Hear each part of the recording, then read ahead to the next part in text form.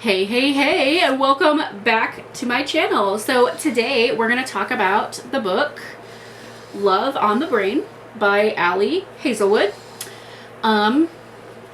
This is a book review. I don't know what else I usually say. Anyway, let's go ahead and read the back and then we will talk about the book. Bee's theory was right. Forcing a scientist to work with her nemesis triggers explosive results. Like an avenging purple-haired Jedi bringing balance to the mansplained universe, B. Koningswasser, and I think I'm pronouncing that right.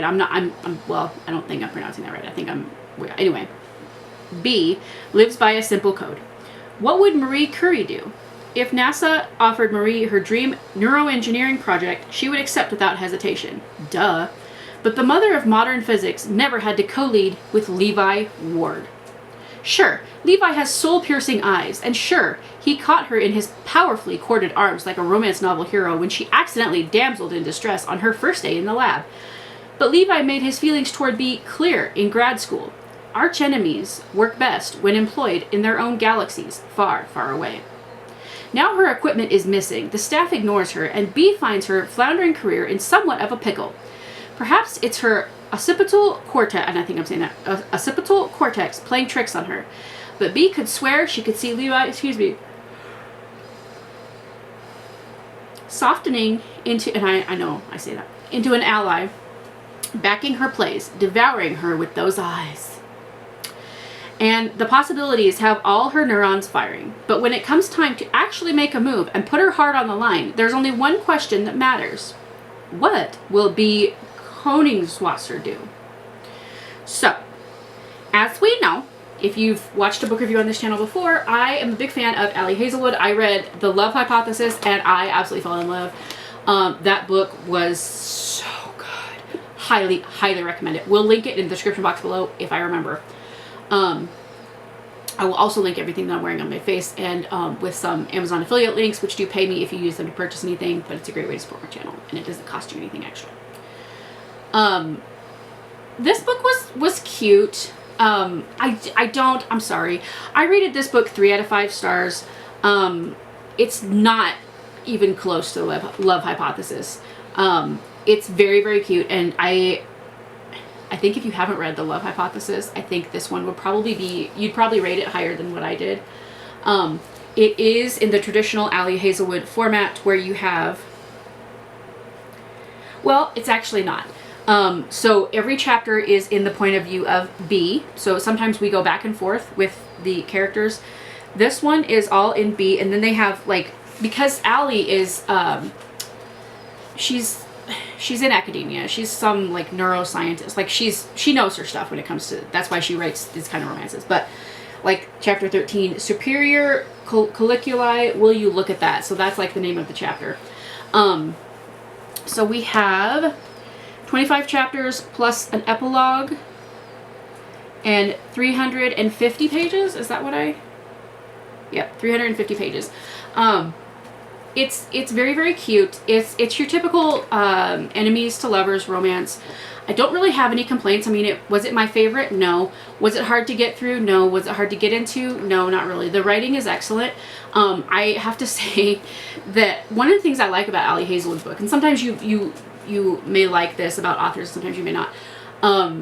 You learn new words, you know. There are things that words that she uses in her books that I'm sitting here like, I've heard that word before, but I'm not sure what it means. And then you have to go Google it and you kind of learn what things mean. And I really think, you know, her characters are just always so lovable. You know what I mean? Like, you can easily connect with them and like feel their pain and plight with them and really empathize and kind of understand what they're going through.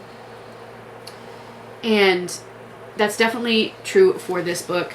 I have to say, you know, both characters, both Bee and Levi, grow tremendously from the beginning of the book to the end of the book, and the end of the book is not what you think it's going to be.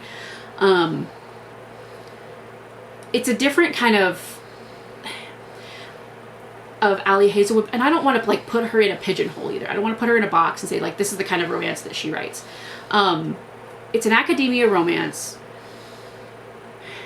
and obviously they went to grad school together, so they're acquainted with each other, but she believes that he doesn't like her because he would avoid her. He would tell people, like her boyfriend in grad school, he told him I think when he heard that they were engaged, that he could do better than her.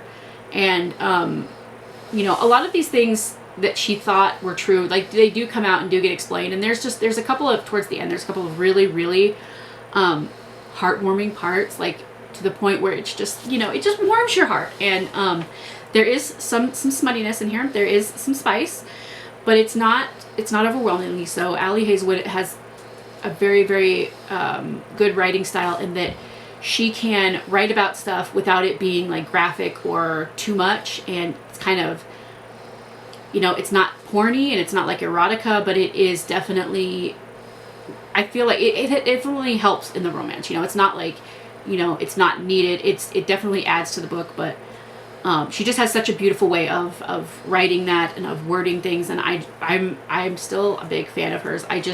This book was not as good as The Love Hypothesis for me. It wasn't as good, but I still enjoyed it. You know, it was still a pleasure to read. I had wanted to read this for a while because I like Ali Hazelwood, and I feel like when you discover a new author that you are just like, of course you just want to go and read everything by them. Cue the Sarah J. Maas mess that I'm still in. Listening to the Throne of Glass series, which I'm gonna go back and read all of the books once I get them and do reviews on that. But you discover an author that you like and you want to read everything by them. And sometimes they're really, really good. And, you know, not every author is going to have like a really good book. Even Stephen King had books that people don't like, or books that, you know, just didn't mesh. And I'm sure, you know, it's a thing. So,